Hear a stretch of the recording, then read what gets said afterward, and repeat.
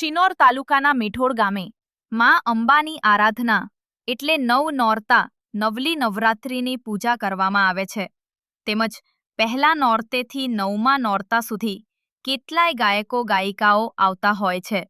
તેમજ આગેવાનોની ઉપસ્થિતિમાં માં અંબાની આરતી તેમજ ગરબાની રમઝટ બોલાવવા આવતી હોય છે.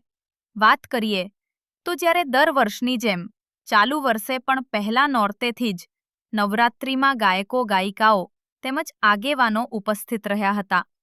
જ્યારે ગત રોજ આઠમના દિવસે લખન દરબાર ઉર્ફે એલડી બાપુ ઉપસ્થિત રહ્યા હતા અને માતાજીની આરાધનાના લાભ લઈ ધન્યતા અનુભવી હતી.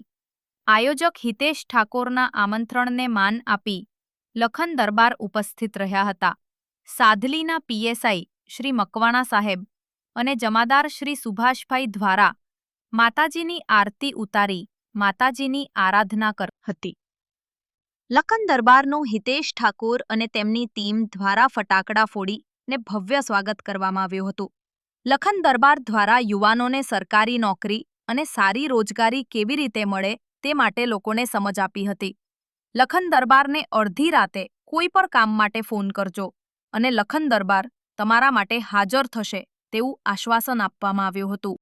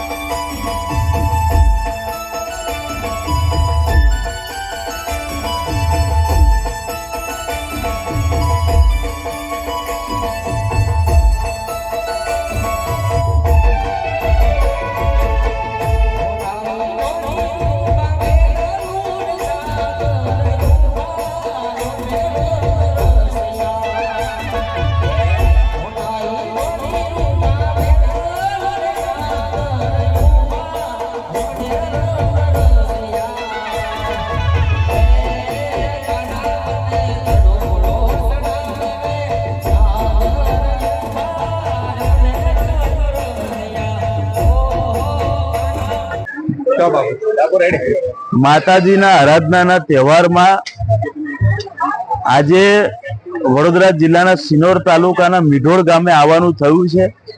માં ભવાનીના આશીર્વાદ દીધા છે. તેમજ મીઢોળ ગામના આગેવાન સહિત અનેક યુવાનો, માતા, બહેનો, વડીલોના જોડે મુલાકાત પણ કરી છે. મીઢોળ ગામના યુવાનોના સારા ભવિષ્ય માટે પ્રાર્થના પણ કરી છે. તેમજ હર હંમેશ હું રોજગારી પર જે વાત કરું છું એ જ પ્રમાણે આજે મીઢોળ ગામના યુવાનો જોડેથી વચન લીધું છે કે આવતા વર્ષે માં ભવાનીના આરાધનાનો તહેવાર આવે એની પહેલા આ ગામમાંથી સરકારી પરીક્ષા યુવાનો આપતા થાય, તેમજ સરકારી પરીક્ષા આપીને સરકારી નોકરીઓ મેળવતા થાય.